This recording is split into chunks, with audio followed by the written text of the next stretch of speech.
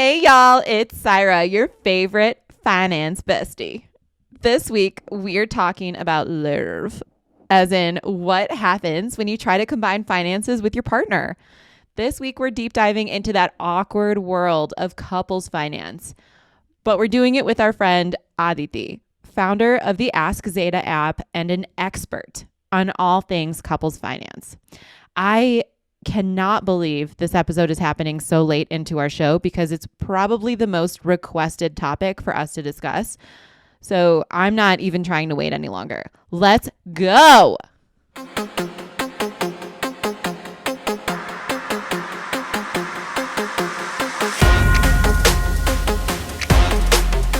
Hey, Nina. Hey, Sai. Here Are I you am ready in for- Denver.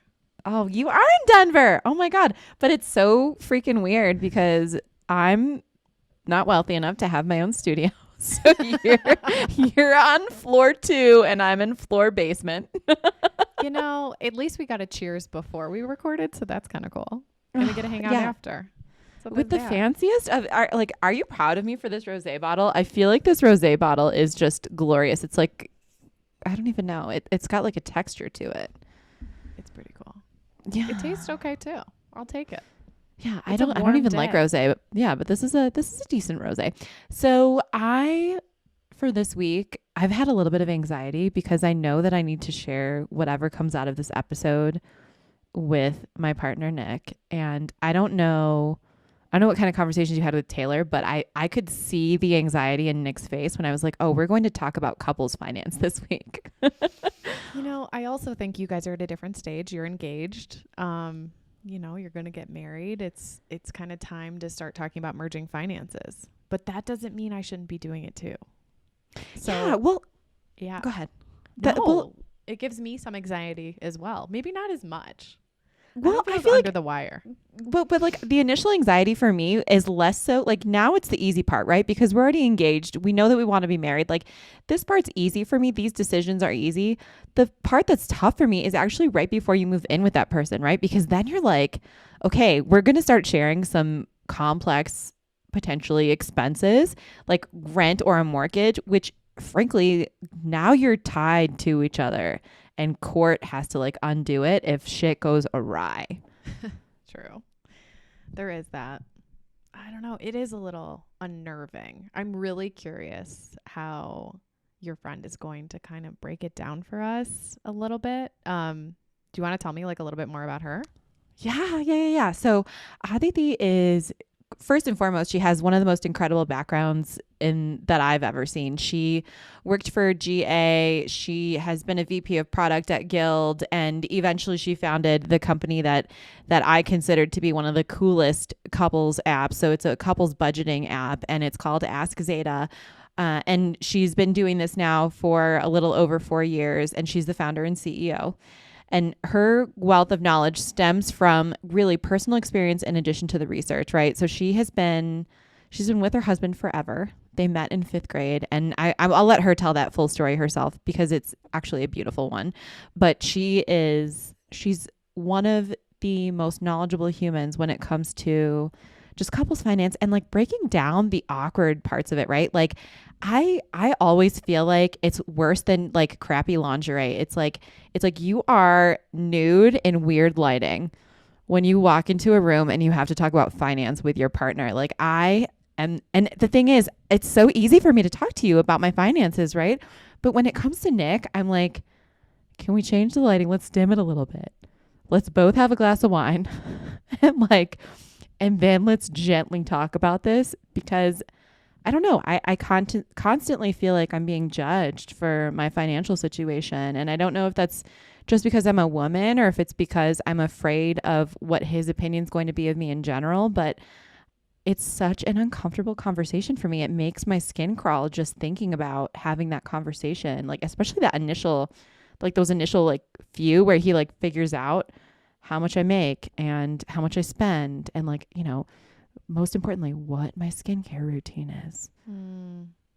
I'm curious what that is. Like, you should text me that afterwards. But I think what you're saying is so valid. Like the analogy of, God, I like started to sweat a little bit when you said naked with bad lighting.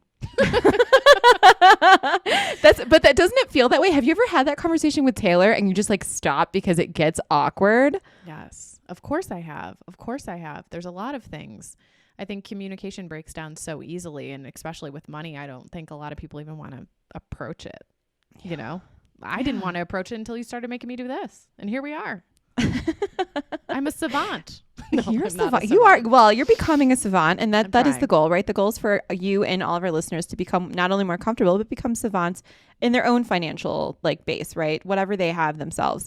And I don't know. I think there's so many interesting different pieces that will come out of what Aditi's about to converse with us in. Well, hey Aditi, how are you? I'm doing amazing today. Thank you.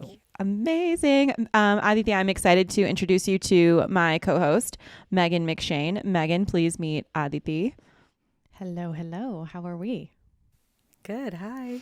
Super excited to talk today. Really excited to talk about couples finance.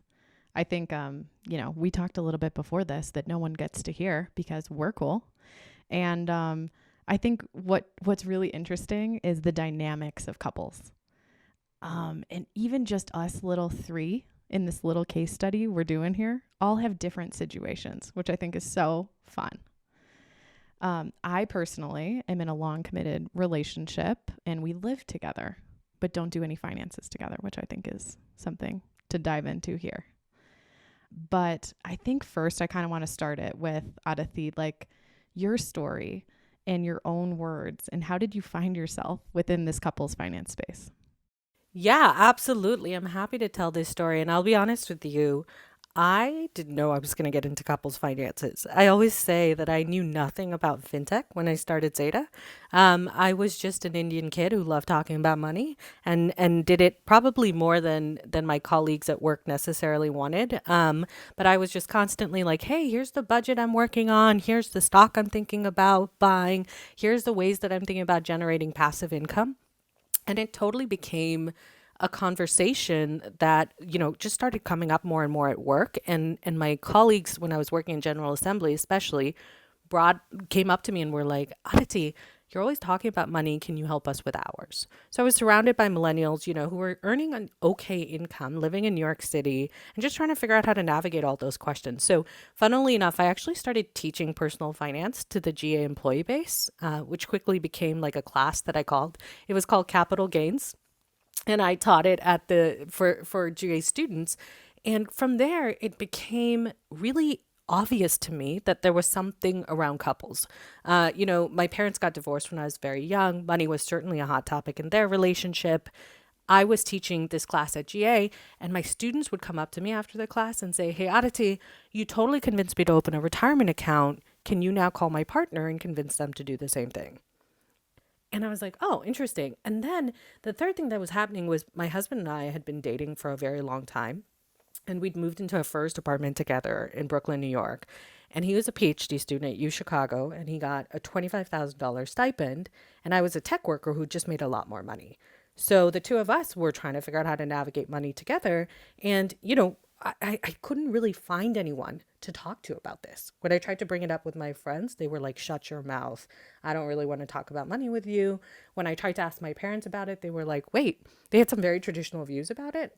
And, when I turned to Google, it was sort of the Oprah.coms, the Dave Ramseys who really talked about this stuff. And that still felt a little traditional. So I was like myself trying to navigate this space.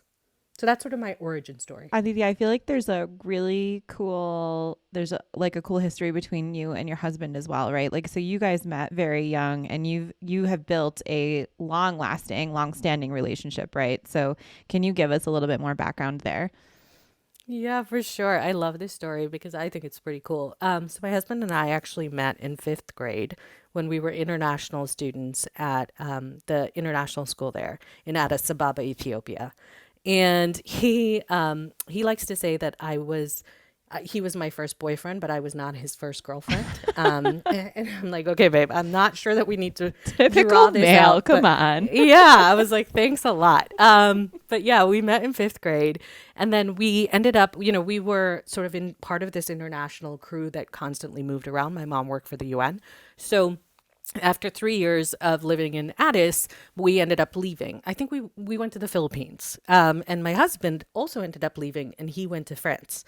But it just happened to be that we got back in touch senior year of high school, totally randomly. I was living in Tanzania and he was living in New York.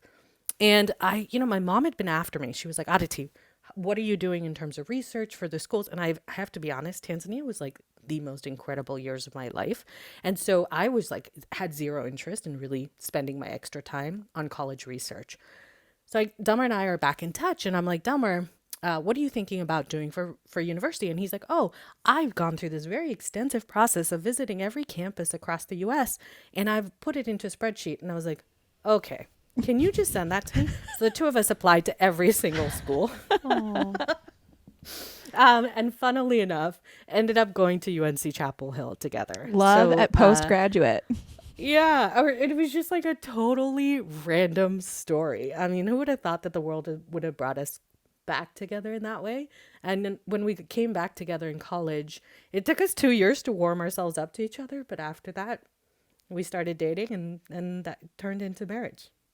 I'm so envious. That's just like, it's amazing. That's so rare to hear. You know what I mean? That's not the typical love story anymore, and it just feels a little bit like a fairy tale. And now you've built an app that helps couples figure out their finances, which frankly is the most uncomfortable conversation that I personally have with my partner, because it's just one of those conversations where, like, for me, now that we're engaged, we have to determine all of the different things. Like, do we combine our finances? Do we not? Like, how do we budget together? What happens when you have different incomes? So, I would love to hear some of the key things that inspired you to create Ask Zeta, and some of the things that you think are critical to the success of a couple's finances as well. Yeah, for sure. So, I think one of the things, like I said, I was never planning to be in fintech, but this couples theme kept coming back up. So at some point, I was actually living in Denver and my husband was living in San Francisco. And I decided to move to SF because I was like, we should probably live in one city. That's probably like a healthy suggestion for our relationship.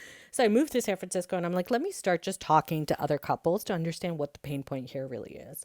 And one of the most interesting things that I learned was that couples were actually really struggling to navigate how to combine their finances. And I was like, why? Why is this such a big pain point? And I think one of the most interesting metrics that I love to talk about is that my parents' generation, 70% of the time, were single income households.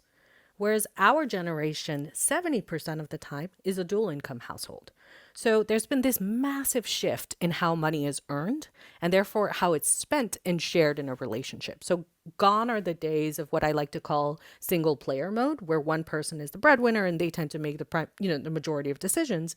And what's starting to happen is more of this dynamic that, in fact, a lot of financial decisions are made at a household level between two partners, not necessarily at a single person level. So that was sort of, and now I can tell you this story, but I was feeling my way through it as I was originally building the product and really trying to understand where the pain point was.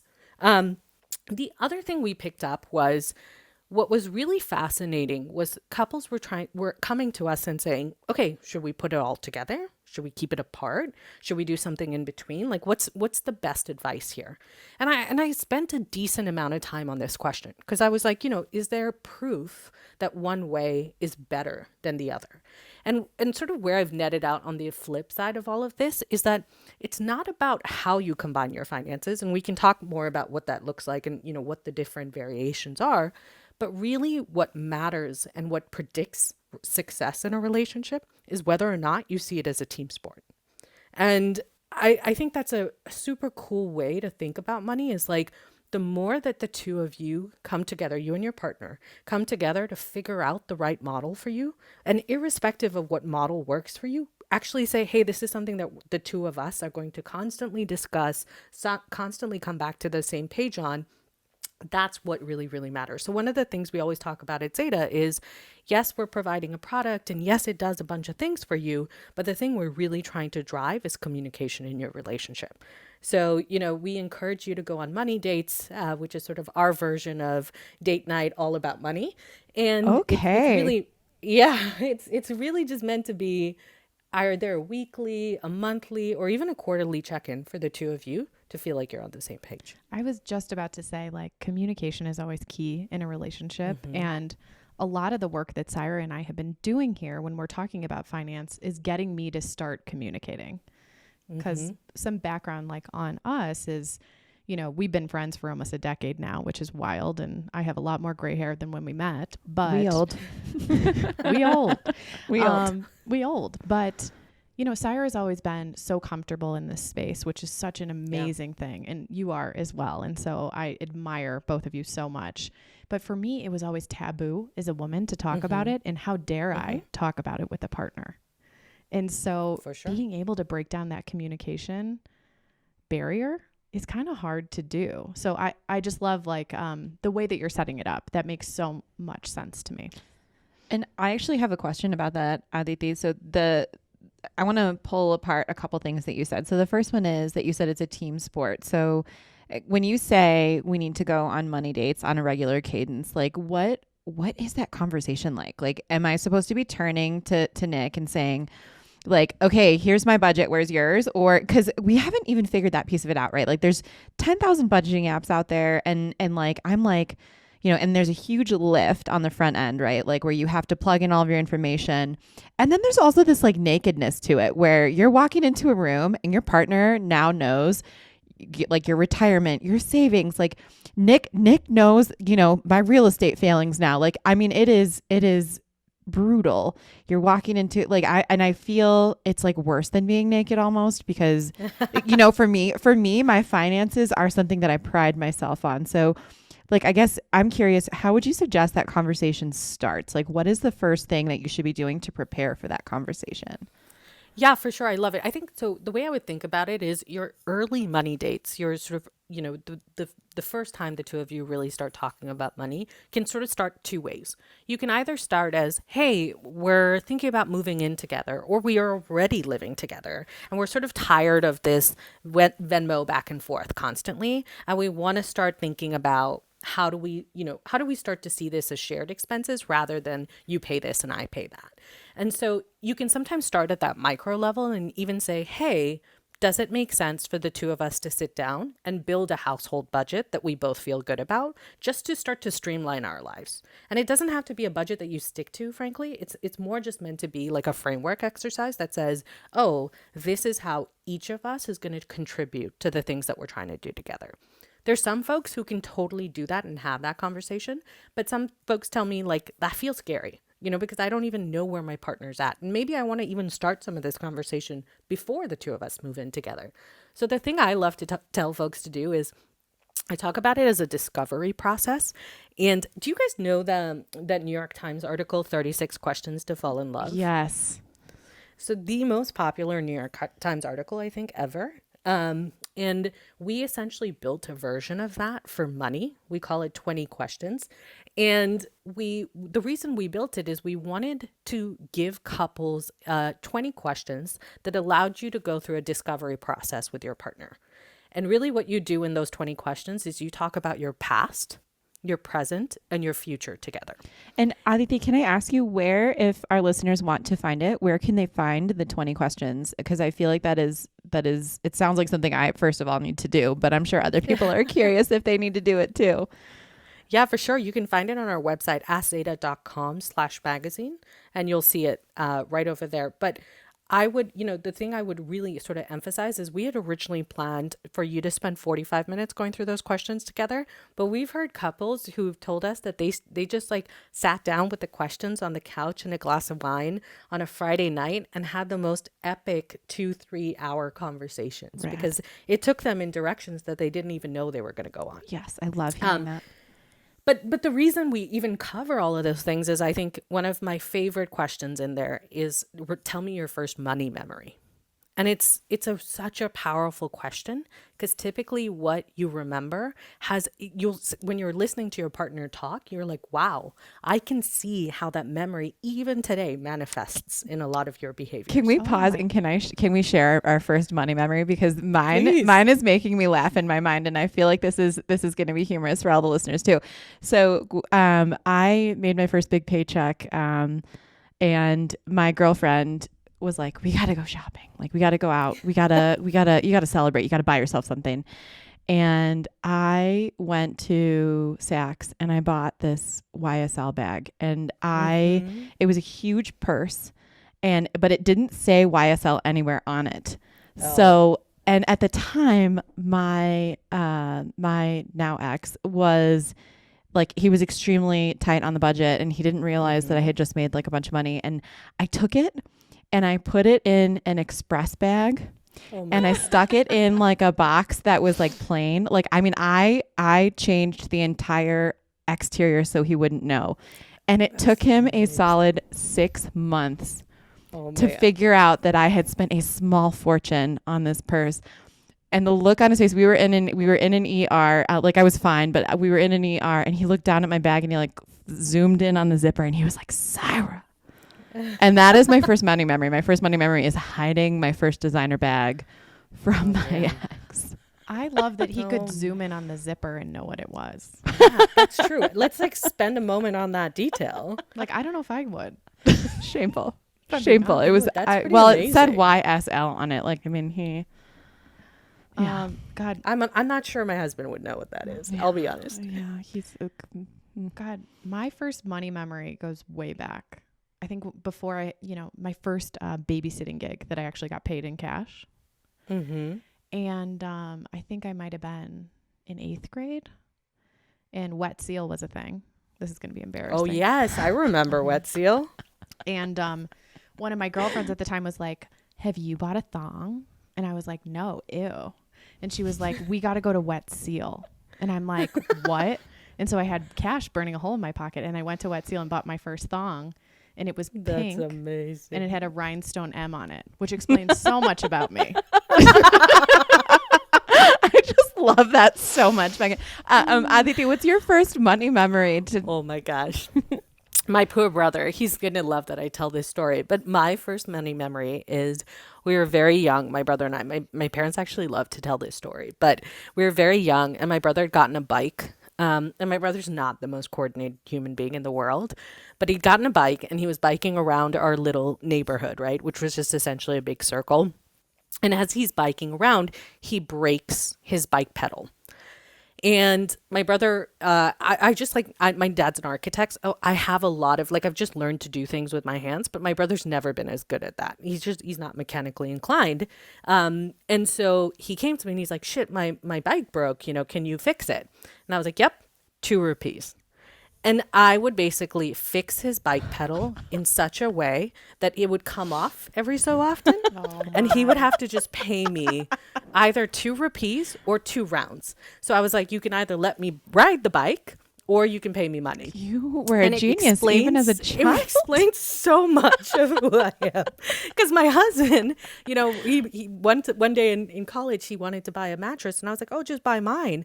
And he's like, oh, you want me to buy the mattress from you? And I was like, yeah, we're students. I paid for it. You can buy it. Oh my God. And then later he found out that I actually upcharged him. And he was like, babe. I love that. And I was like, I was just giving you the market price of the mattress.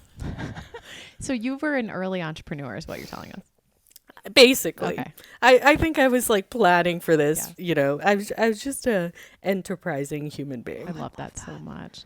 So we can go to the AskZeta website and do these 20 money questions, which it sounds like is a great Kickstarter to what we need to do. What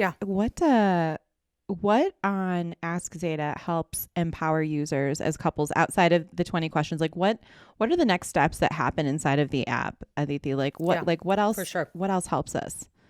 Yeah. And, the way we think about Zeta is we called it AskZeta because we were like, we want to be the corner of the internet that combines Oprah and NerdWallet into one place, like the love child of Oprah and NerdWallet. And we wanted to be a place that couples could come to ask any question that was not off the table, like anything people wanted to know about, whether it was prenups or fertility or any of that, to actually giving couples the tools to be successful in their relationship.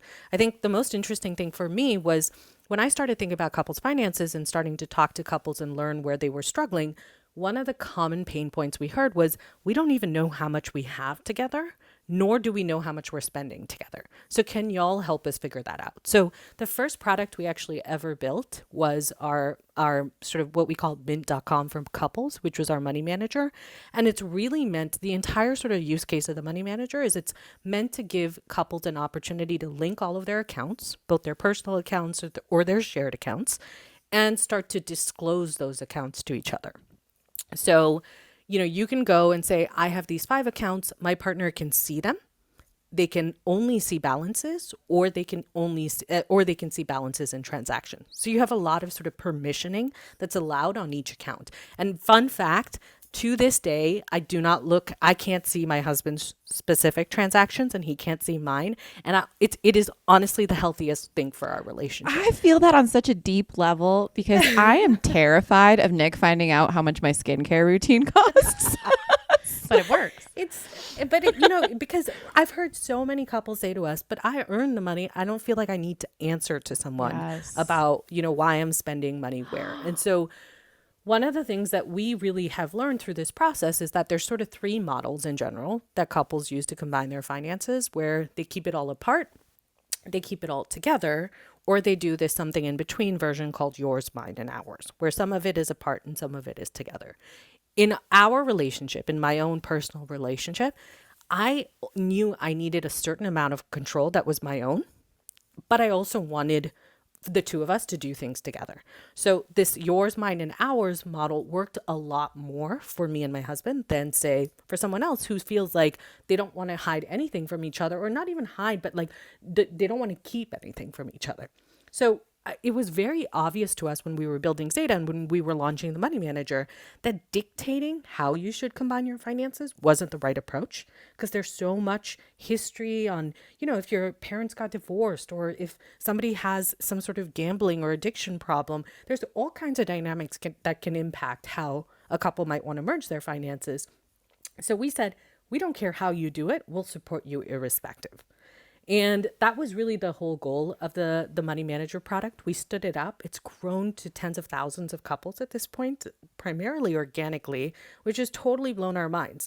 Because, I'll be the first to tell you, like, it's a complicated piece of technology. It's got a lot of bells and whistles. It's got nitty-gritty nuances, but people love it because they're able to really use it as a starting place to start that financial disclosure process.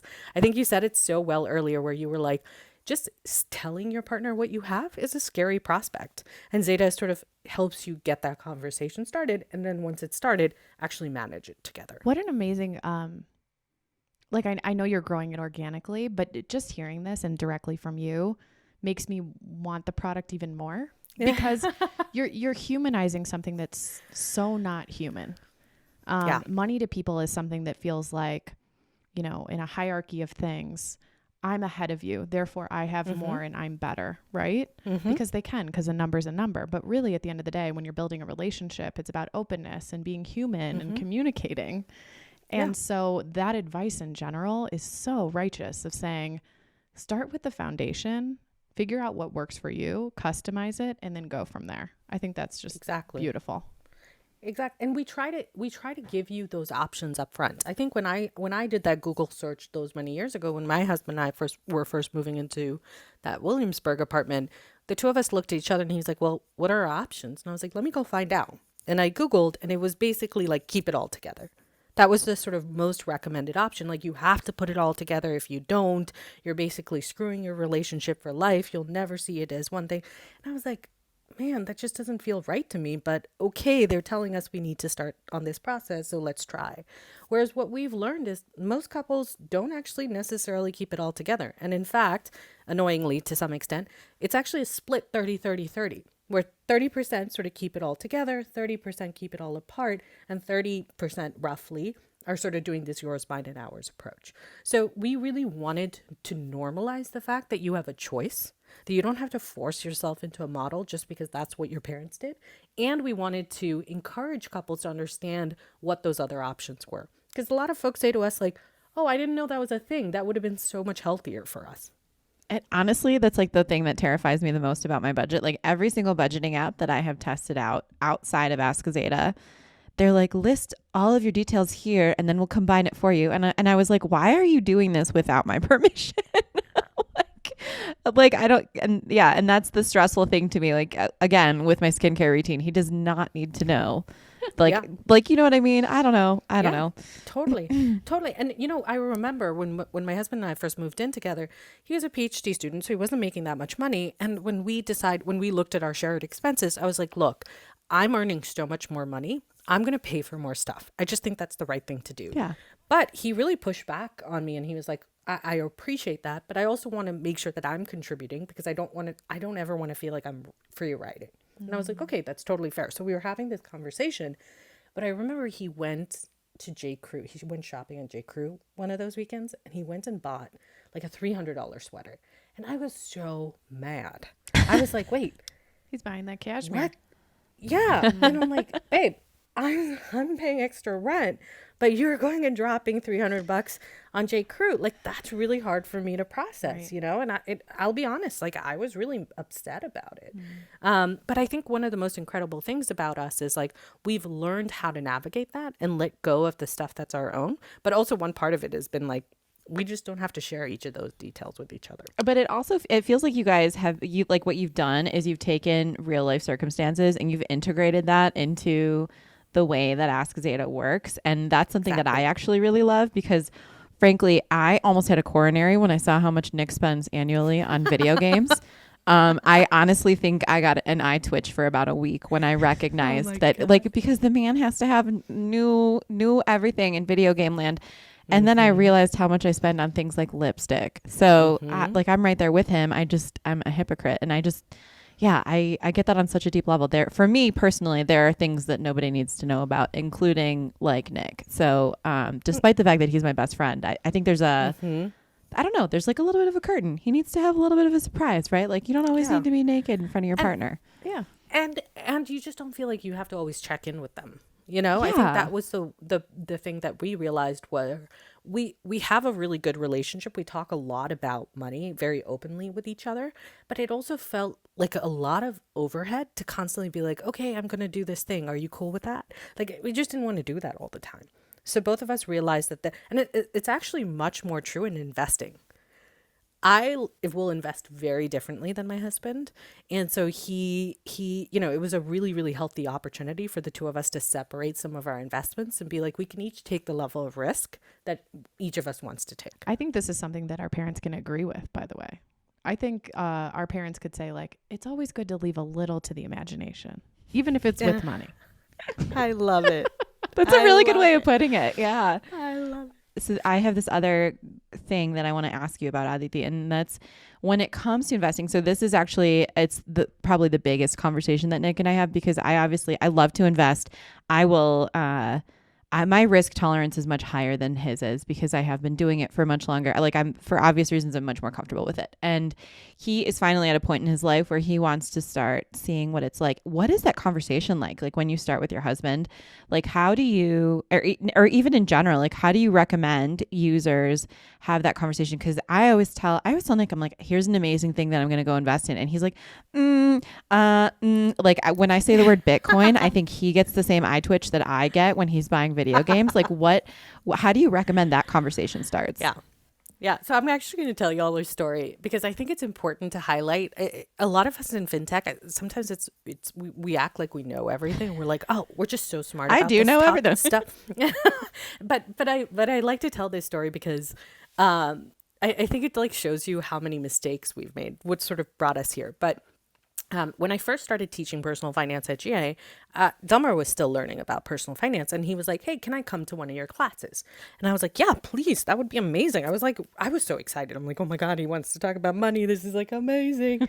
And he shows up and he was like, babe, I loved the class. And you totally convinced me to invest. And I was like, oh, cool. Okay. Quick question. What money are you going to invest with? You're barely, you've got this stipend. We're living in New York City. Like you're barely keeping. He's like, no. Don't worry about it. I got it covered. And I was like, okay, cool. I hope you learned a lot from the investments about diversification portfolio. He's like, yeah, got it. No worries. A few weeks later, he's like, hey, so I got my stipend check for my next quarter. I put it into the market. And I was like, wait, what? I'm like, the whole check? And he's like, yeah, but don't worry, I'll make money by the time I have to use it. And so what, but you know, and I'll turn that money and I'll sort of double up. And I was like, okay, you sure? Should we talk about this? He's like, no, it's good for me. Anyway, a year later, he's like, babe, I lost all that money. Womp womp. And I was like, oh my God, what have I done? I've like given him terrible advice. I've, made him lose all this money. But it was and to be fair, it was like $6,000. So it was not a small amount of money by any means, Right. but it was still a really, really valuable lesson to both him and I, where, I left him alone. And I was like, you go do your thing. I don't want you to feel like I'm telling you how to invest your money. But he also ended up sort of taking these massive risks because he suddenly felt empowered and realized that he was doing things that he didn't really understand. And he was trying to sort of flip money, like a day trader, but he was maybe not ready for that approach. So the thing I like to say is that, look, the most important thing is start small. Figure out what the two of you want to work on together, like in terms of investment. So for the two of us, Delmar and I, we really want to own a home together. That's really important to us. So that's sort of where we're investing our initial sort of joint savings. But then over time, one of the things that he's really excited about, he wants us to invest in companies together. So angel invest together. And so that's something that we're sort of working towards and aspiring towards. But then there's separate things that I like to invest in that he's not necessarily ready for, like a dog sanctuary, which is my retirement plan. Love that. That he's not necessarily, he's like, that sounds fun, but not necessarily the thing I want to do. So I think figuring out what are the things you want to do together, and that can be an area where you negotiate and navigate and sort of come to a compromise, and then figuring out the things you want to do on your own. I just want to summarize what you just said and make sure that I'm saying it correctly. So it sounds to me like outside of my own personal financial goals, which I have, monthly, 6-month, annual, 5-year, and 10-year stretch goals. In addition to that, you're telling me that I should probably have financial goals with Nick as well that correlate to what my financial goals are and what our financial goals should be. So we should be planning that out together.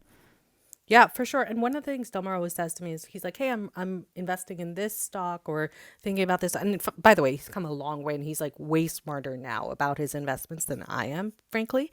But the thing that he always asks me is he's like, hey, I'm thinking about this. Do you want to co-invest? And I actually encourage us not to invest in the same things because it allows for diversification in our household. Yeah, I love that. Yeah, because it's one of the things that most couples don't think about is how do our portfolios actually compare to each other. And when we initially looked at our portfolios, Delmar and I's, they were almost the exact same because he was like, oh, I'm looking at what you're investing in and just writing, making investments into that. But then it wasn't really diversifying us. Whereas now there's almost like only a 10% overlap between what the two of us do together. And then most of it we invest separately. And it's really allowed for both of us to say, okay, I'm taking a bet on, I'm just making this up, healthcare. Why don't you take a bet on, I don't know, fitness or whatever else it may be. So we really try to sort of expand ourselves. And that's such a valid point that I've actually never considered because I was like, well, you should put at least 5% of your income in cryptocurrency.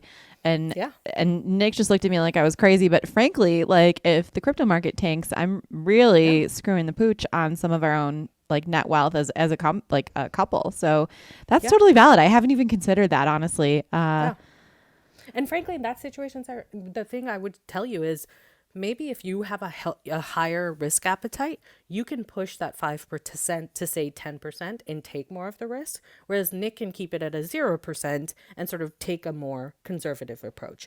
Because I think one of the things that we try to do is we try to make ourselves look like each other in a partnership on so many different levels, including finances. And the biggest lesson I've learned, and again, this is through a lot of trial and error, is recognizing that each of us brings financial strengths to a relationship, irrespective. There's always some strength that you're bringing, and you should lean into those strengths rather than trying to make both of you look exactly the same. Totally valid. And thank you so much for saying that because I honestly, it's like I have this ironclad fist about like my investing and fortunately or unfortunately, Nick is much more risk averse than I am at this point in his life. So, and I'm feeling so many of these things so deeply, Megan. I don't know what your thoughts are on this. It's just like, it's making me more passionate about my view versus his view, and like being able to combine it in a more wise manner. But Yeah. My selfish question, which I can't go back in time now because my boyfriend and I have been living together for almost a year. But like, what would be some of the advice you'd give a couple that was moving in together that wasn't married? Like when they looked at their finances, like what are like the top 3 things I should have done, you know? Yeah, you know, my favorite sort of piece of advice at that point is just to start going on those buddy dates, because they start to build a cadence for the two of you, because you're going to start sharing expenses, and meaningful expenses, right? Your rent, groceries, even some of your entertainment, that starts to add up on a monthly basis, and it's a big chunk of your overall spending. And what we actually see is that most couples, they sort of start sharing money, and then over time, the majority of their spending is shared. So sometimes as high as 80% to 100% is shared, right? And so you're going to move more and more into that world. So if you end up together. And so my recommendation is start that conversation early and build the muscles early. And the money date is the easiest way to get that to happen. The other thing that I really recommend is, like I said, sit down and have a conversation about the household budget. You know, when Delmer and I first moved in together, we had a conversation about like who would pay for how much of the rent and so forth and the other expenses, but we never really put guardrails. So, for example, what would happen is we would get our credit card bill we had a joint credit card, right? When we moved in together, we opened a joint account and we had a joint credit card. And we would get our credit card bill at the end of the month, and then we would both be like, whoa, why is this bill so high? And we never really stopped and said, wait, what are our like limitations amongst, like, for example, is there a certain amount of money that the two of us agree we won't spend on the joint credit card without checking in with each other? Which is just a really nice, simple rule to have. Like, and I actually love asking couples this question. And one of the things that always cracks me up is I've never heard the same number from both people. So one person would be like $20, another's like 500, and we're like, what? totally different. So like, one of the things I really encourage couples to think about is like coming up with a purchase limit or a spending limit, and just saying, before I drop, say, $250 on something, I'll check in with you if it's going on our joint credit card. The other thing I love to sort of recommend is just to start to have a conversation about any kind of shared money that you think might impact each other. So in some instances, we've seen couples, you know, where one person might, a lot of folks are in relationships and in serious relationships when they already have established financial lives independently. And that can be debt or it can be assets. And so I really like to encourage couples to have that conversation up front. So when Delmer and I moved in together, I had bought a car. It is the only depreciating asset I ever bought, and I am still bitter about it, but I bought it. And, you know, I said to him, like, hey, I'm totally game for the two of us to use this together, but I need to know that, you know, if we ever get into an accident or if something needs help with the car, we own that together. That's something that we'll navigate together. And so those are the types of things that I just love, because it's the stuff that can cause surprise and then cause a lot of anxiety and resentment when something goes wrong. What amazing advice. I feel like that's such like umbrella advice for anyone in any life stage they're in with that's in a couple. You know, like open communication. Let's just sit down, have a glass of wine or water or whatever. Or chocolate molten lava cakes in our situation. Okay. Yeah. Can you send me one? Because that sounds amazing. But that's amazing advice. And I wish I would have had that when I started, but that doesn't mean I can't do it now. It's never too late. Exactly right. It's really never, I really want to reiterate that point. It's truly never too late. And I think folks think, oh, we didn't talk about it, so now it's too, like, we can't bring it up. There's lots of ways to bring money up. Lots of ways. And start small. Don't make it a thing. Don't be like, what's your credit score? Give me the salary, give me the savings number. You know, it doesn't have to get that detailed. Though my mom did ask me a bunch of those questions at some point, and I was like, Mom, what? Is asking for your credit score is about as invasive as it gets, isn't it? Like in these days and times, like Oh man. God. you got your credit report handy? Is that in your back pocket? Yeah. Do you carry that in your purse? Like on a first date, I'm sure Pull that up happens. your credit karma. Show me the number. Show me the 700 plus or back off. Yeah. Real Jerry Maguire moment. But okay, this is such a wealth of knowledge, like amazing information. Is there one resource? We know AskZeta. If you have any other resources you might recommend for people to go and really get more knowledgeable, other than just like, dear Google, it's me, Megan, like I'm trying to figure out my finances. Yeah, for sure. I think one of my favorite things, like the community that I've learned a lot from are all of the financial influencers. Farnoosh Torabi, who talks a lot about when she earns more. So she earned more than her partner in her relationship, and she talked about the dynamics that produced in their relationship and how to navigate it. And she's actually done a ton of research on that. Elle at Couple Money talks about they actually have fully combined finances, but they live off of one income and they completely invest and save the other. So it's a completely different approach, but a really fascinating one if you can pull it off. And I think has really, really interesting sort of ways to tackle that.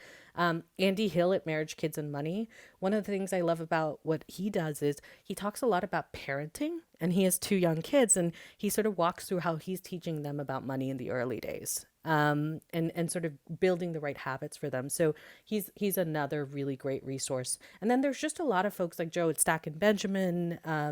I could spend all day, and I'm happy to send you all a list of these folks. But just folks who can help you understand, like, how should we think about retirement together? How should even Broke Millennial, she talks about prenups. Her and I love to talk about that conversation because it's another really important topic in love and money that a lot of folks in our generation are trying to figure out how to navigate.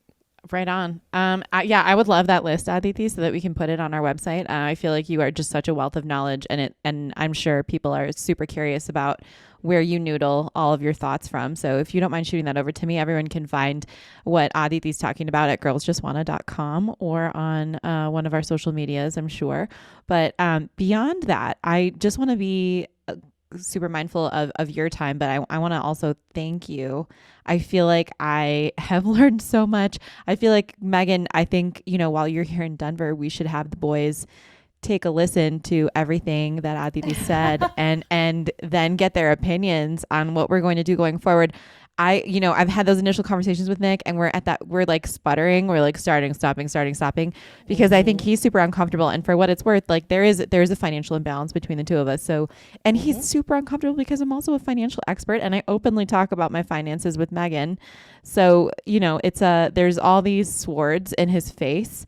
I always think of that meme where he's like backed into a wall and there's like 10,000 swords in his face because I think he's just so anxious about how people will perceive us as a couple and our finances. So I am so grateful that you were willing to spend the time with us today. Thank you so much for helping guide me and answer some of my extremely awkward and uncomfortable questions that I'm terrified of asking. I love these questions. I love these questions. And the last thing I will say, because I didn't bring this up, is we've actually just launched a new product at Zeta called the Zeta Joint Cards. And we're starting to see, we've learned a lot in talking to these tens of thousands of couples about where they struggle with money. And I'm a big believer that tech can automate a lot of these jobs and take over the work off of the couple's plate, because I want couples to thrive and reach their goals, but I want them to spend less time fretting about their money. So that's really what we're trying to do with our most recent product. And we're one of the things that the reason I talk about this conversation so much is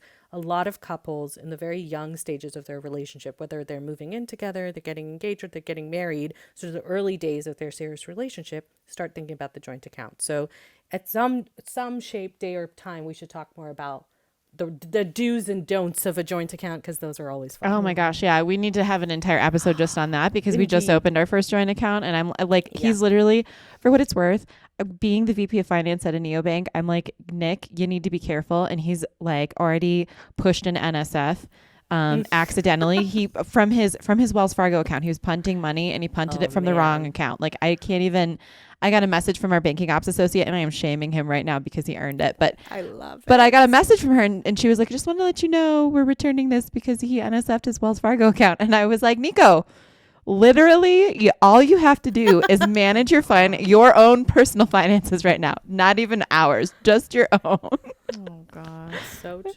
I do believe in the power of tech, of being able to solve a lot of these problems. Yeah.